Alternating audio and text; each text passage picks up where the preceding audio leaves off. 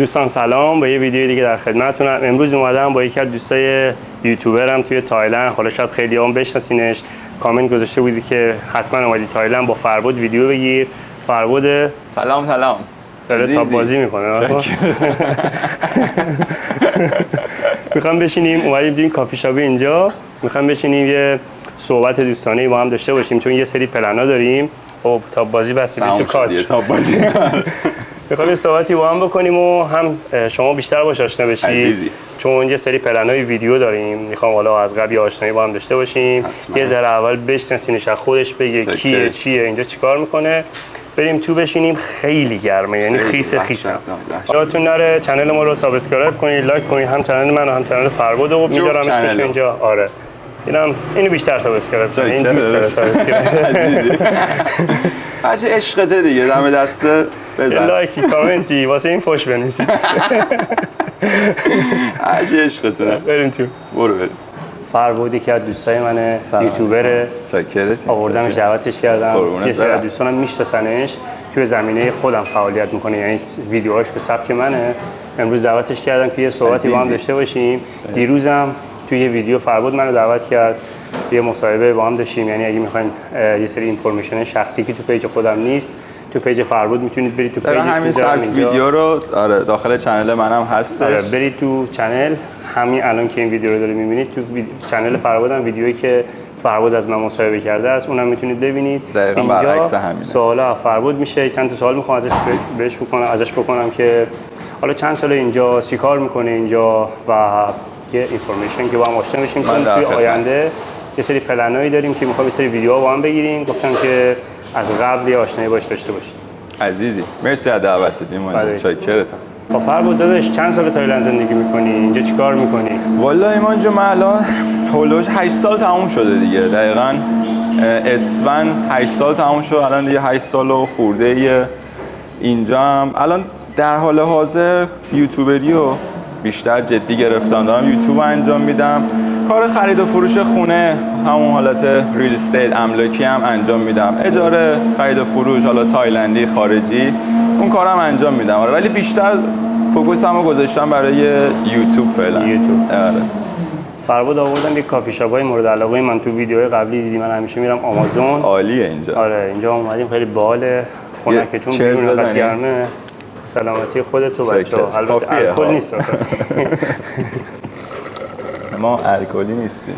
فربود فربود الان کم جوری گفت یوتیوبره، ولی یوتیوبو که از اول حالا چند وقت شروع کردی میدونم و داری موفق؟ آره، یوتیوبو من تقریبا الان 3 سالی از همون موقعی که بکنم خود شروع کردی، یه مدت بعد تقریبا کنم 1-2 ماه بعد 2-3 ماه بعدش. فربود یوتیوبر جدید نیست، یعنی با خود من تقریبا شروع کرده، ولی یه چنل دیگه بوده. یه چنل داشتم، پیج دیگه داشته. اونا مثلا خب ول کرده، شل کرده، چون اوایل یوتیوب یه جوری تجربه میخواد. بعد من ریاکشن میرفتم به موزیک و اینا. کار ریاکشن حالا یه موقعی باب بود، اوکی بودش.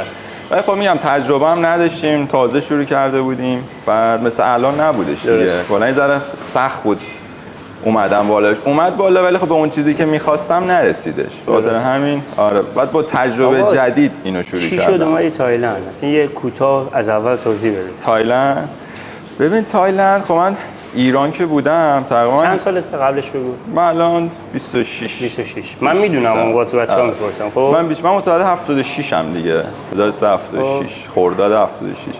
در 1-2 ماه دیگه میرم تو 27 سال. ولی 18 من تموم شد، معافیمو گرفتم. دقیقاً 18 سالگی اومدم سمت تایلند و بعد تو ایران یه داستانه خودم رو داشتم. یه ذره مشکلات بود، مشکلاتی که برای خودم بودش دیگه، حالا نه داستانی. یه ذره سمت مسیرایی رفته بودم که زیاد جالب نبودش. بعد یعنی فکر می‌کردم که باید برم از ایران. حالا اون زمان من برادرم هم تایلند بود. آدم رد میشه، بعضی وقتا حواسم پرت میشه بیرون. آره نه اوکیه، من اینجا حواسم هست. بعد برادرم خب اینجا بودش، یکی از دلایلش اون باعث شد گفت بیا سمت تایلند. من فقط اون موقع می‌خواستم برم، یعنی از ایران برم، فقط ذره موقعیتمو عوض کنم، بهتر بشه. بعد از اون مسیری که هستم یه ذره مسیر رو کلا عوض کنم. داستانش عوضم کردم، موفق شدم. بعد اومدیم سمت تایلند دیگه، با برادرم صحبت کردیم. یکی از دلایل اصلیش اون بوده. راه شده این پاتایا بود؟ آره اون پاتایا بودش. بعد یه منم اومدم اینجا دیگه، همه چیمون اول چیکار می‌کردین؟ شغل چی بود؟ توی پاتایا کلا اومدی تایلند دیگه. تایلند اول که اومدم خب یه مدت از جیب من می‌خوردم. تو اومده بودم تو یه جوی فضایی از ایران، خب اومدم تو خوردم کف پاتایا. فر بود که میگه عجیب می‌خوردم. من با پول اومدم تایلند یه کشوری هستن شما راحت نمیتونی کار پیدا کنی، یعنی بیشتر توریست پذیره، نه اینکه شما به عنوان مهاجر بیای اینجا پول در بیاری. زیاد این مدل نیست، مگه اینکه بیزنس‌های قوی داشته باشی. یا یکی مثلا میگم یه بیزینسی کرده، حالا میای پیشش کار می‌کنی، اونا داستان. من اینجا یه مدل من اصلا اومدم اینجا یه سری از اخلاقامو بذارم کنار، فهمید؟ یعنی اوایلش تو اون فاز بودم، تو فکر زیاد بیزینس نبودم، یه پولی با خودمون آورده بودیم دیگه. خب پول داشتم، یه 6 7 ماه برای خودم بودم. آره 6 7 ماه برای خودم بودم دیگه. بعد 6 7 ماه دیدیم پول نیست دیگه، تموم شده. پول تموم کرد. آره دیگه اون موقع افتادم. همه دختربازی کردی یا دیگه؟ حالا همه کار کردن دیگه. آره عشق کردیم 6 7 ماه. اون 6 7 ماه دوران طلایی بود. هر کی اوایلش دوران طلایی داره. میای اینجا دوران طلاییه کلا. بعدش دیگه اصلا عوض میشه. اون اولشه دوران طلاییه، بعد اصلا دیگه خیلی عادی میشه. الان شاید باور نشون 6 7 ماه واکینگ نرفتم. بعد دیگه دارک میشه، تاریک میشه. دیگه میافتی تازه که داستانای زندگی چیه تو تایلند. خب بعد هیچی، بعد 6 7 ماه دیگه افتادم دنبال کار پیدا کردن و رفتم سمت لیدری. حالا با بچه‌ها حالا اینجا اوکی شدیم، بالاخره رفیق شدیم، رفتیم اومدیم لیدری می‌کردیم. یه مقطعی ببخشید حرفتو قدیم یادت نره. یه مقطعی من و فربود با هم همکار بودیم، یعنی منم قدیم لیدری می‌کردم ولی کمپانیامون جدا بود، ولی خب همکار بودیم. اونجا با هم اصلا همینطوری شد. خیلی وقت من ایمان با هم رفیق فکر کنم 6 خیلی تو آخه کامنت میگم مثلا حالا تو چنل من گذاشتم مثلا ایمانو میشناسی. آره میگم خیلی وقت ما هم دیگه میشناسیم، حالا ویدیویی با هم نگرفته بودیم. آره یه سال بعد به من میگه بیا ویدیو بگیریم، بیا ویدیو از روسیه میگم باشه بیا. آره حالا میگم چند تا برنامه داریم، حتما بچه‌ها برید چنل فربودم سابسکرایب کنید. آره فربود حالا کسایی که میخوان تخصصی تر راجع به تایلند، من بیشتر میدونید هم اطلاعات میدم هم مسافرت میرم، فربود یه ذره بیشتر اینفورمیشن میده راجع به تایلند. حالا ولاگ اینا هم قرار بذاره یه سری برنامه هم همه جوره ولاگ. برید تو چنلش ویدیوهای فربودم نگاه کنید، ویدیوهای بالی داره. حالا اگه به تایلند علاقه دارین حتما به درتون میخوره، سابسکرایبش هم بکنید، یه قلبم به خاطر من واسش بذارید. خب بعد لیدری کردی و دیگه لیدری بود. اون موقع با خود دیگه آشنا شده بودیم، یعنی هم لیدری بود و لیدری انجام میدادیم. تور اجرا میکردم، من یه مدتی بود تور اجرا میکردم و خوب بود. اون موقع لیدری اون زمان خب دلار ارزون بود، مسافر زیاد بود، بعد خوب پول در می اومد. حالا خودت هم موقع می‌کرد اوکی بودش. مسافر دلار خیلی زیاد بود، پر مسافر بود. میگم اون موقع من تور می‌بردم، یه اصطلاح داشتیم مثلا گفتیم بگی محمد تو پاتایا 20 نفر دقیقاً با میگم تور می‌بردیم دیگه. مثلا موقع که دلار هنوز رو 3000 تومان بود، حالا نه 1000 تومان، رو 3000 تومان بود، مثلا یه 5 تا ون 6 تا ون پر، یا مثلا 3 تا اتوبوس. الان مثلا یه ون هم نمیشه، یکی میخواد بره تور یه ون مثلا از 12 نفر 5 نفر مثلا اینجوریه. اون موقع خوب بود، تور اجرا می‌کردیم تا اینکه بعد از من کلا تا موقعی که کرونا بشه نه تور اجرا می‌کردیم دلار گرون شد، که یهو دلار گرون شد که مسافر کم شد دیگه. خودت هم یادته. اون برهه دقیقاً یهو دلار از 3 تومن همینجوری داشت میرفت بالا که یهو اصلا مسافر استاپ شد. یه مدتی کار نبود ولی خب پولی در نمی اومد، چون نمی‌تا دوباره حالا مردم عادت بکنن به اون قیمت و داستان خودش دیگه. دخل و خرج به هم نمیاد، یعنی خرج انقدر بالاست واسه خارجی. دقیقاً. حالا یه بدی که تایلند داره خرجا و اینا یه طرف، ویزات اذیتت میکنه اینجا چون اقامت نمیدن که هی پشت سرم باید، و چون ما ملیت ایرانی هستیم دیگه هر جا میریم ما رو قبول دارن آخه. ویزا نمیدن اینجا که ای باید بری پول به این به اون، خیلی داستان. آره خب دیگه تو اون برهه که یهو مسافر کم شد، حالا یه مدت دست با شکسته میرفتیم کار میگه دوباره. خب تو اون دوران لیدری خب یه پولی پس انداز کردیم، کار کردیم، دوباره زدن مسافر کم شد، هم لیدری میکردیم هم دوباره عجیب بد میخوردیم، چون که کفایت خرج دخل و خرج با هم نمیخوردی، هم پول ویزا بده، اجاره خونه بده. دوباره عجیب که کرونا شد دیگه. دوران کرونا من میدونم ولی میخوام حالا تو ویدیو به بچه‌ها توضیح بدم. دوران سختی بود واسه تو. خیلی سخت بود. یه توضیح میدی اگه دوست داری اینفورمیشن بده بچه‌ها بیشتر بشناسن. ببین کرونا بچه سخت کوشیه.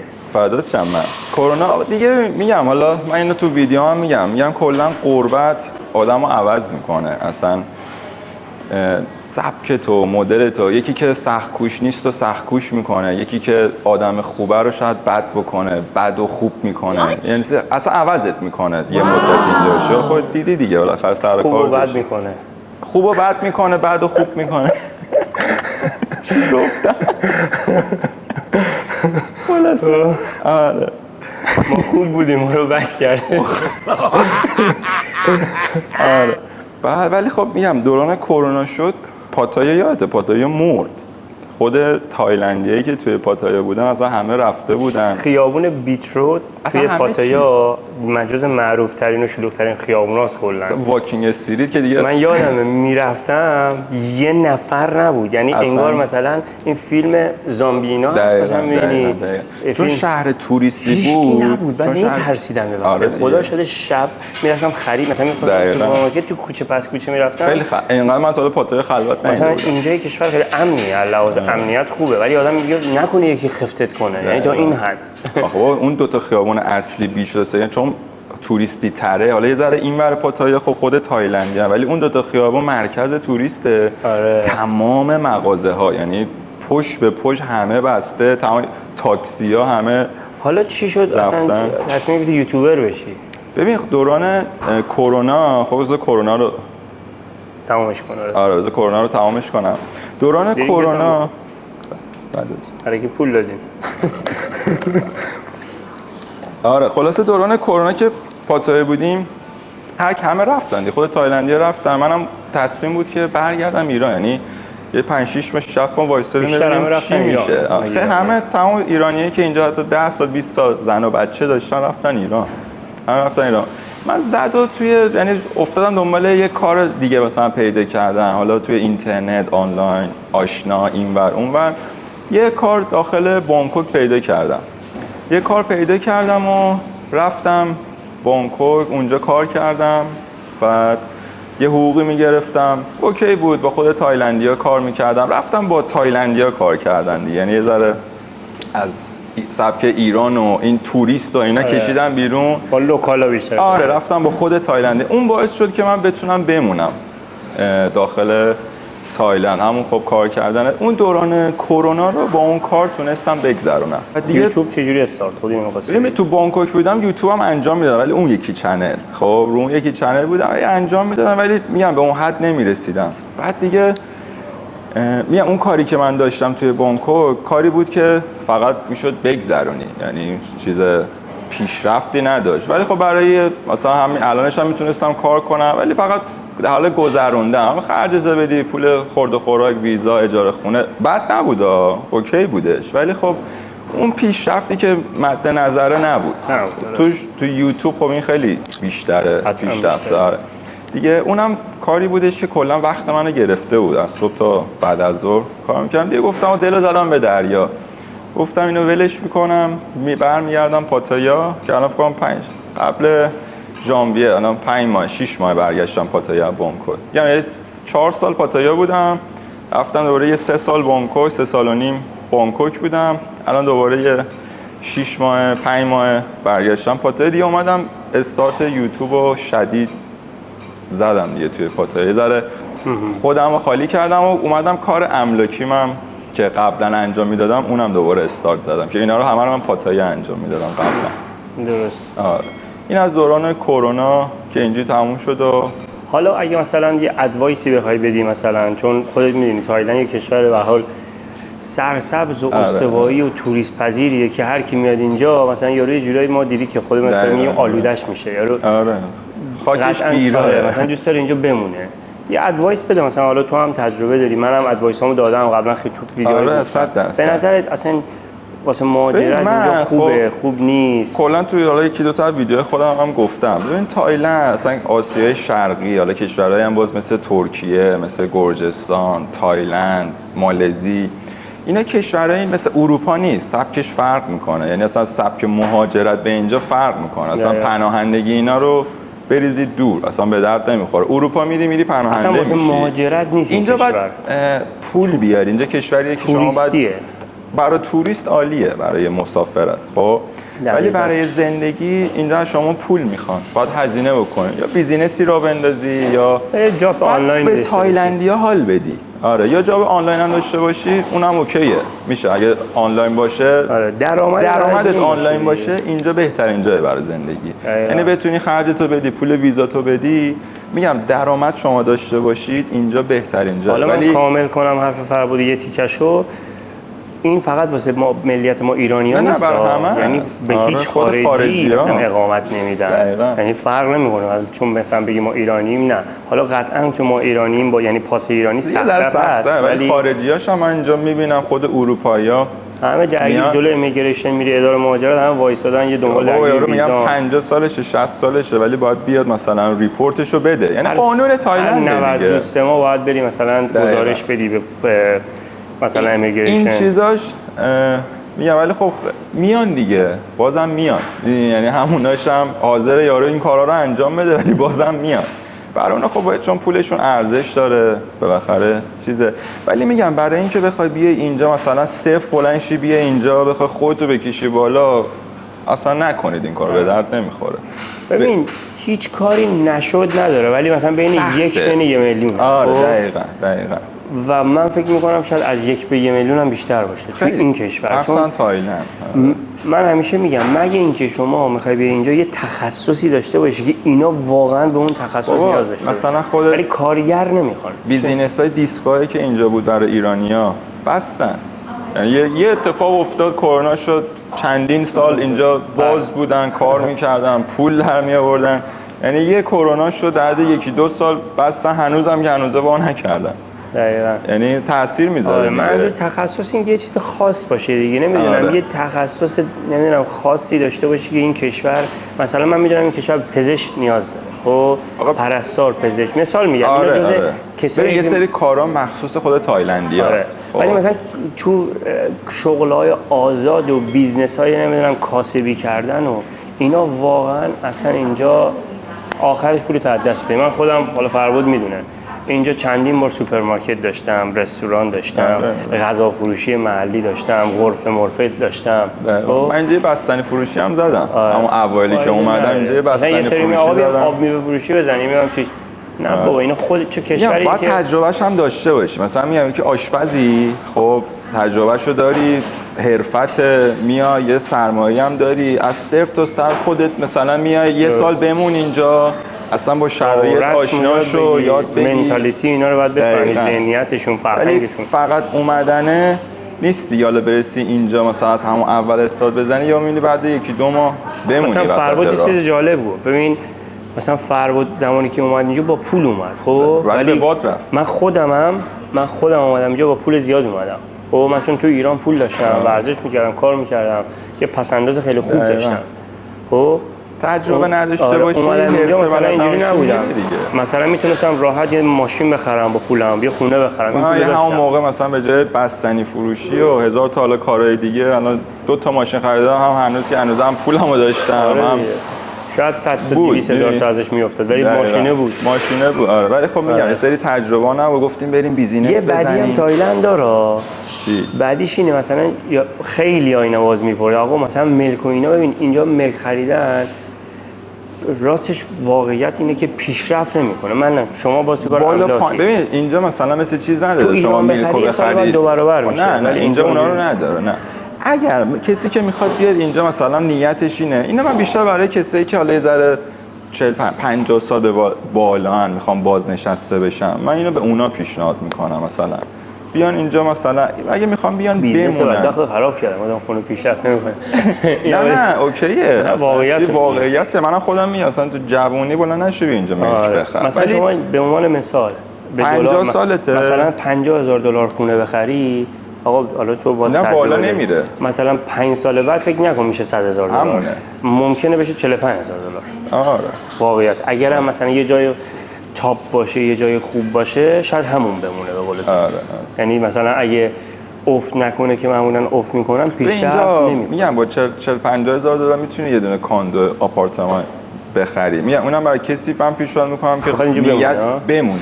دقیقاً. آره واسه کامفورت یا واسه بمونه به جای اجاره دادن و اینا بگیره مثلا اونجا میتونه بمونه. برای اون پیشنهاد. ولی اصلا چه میدونم مثلا تو سن منی حالا باز من خودم چون نیتم اینه که بمونم اینجا. هدفت اینه بمونه اینجا. هدفم اینه که حالا هستیم.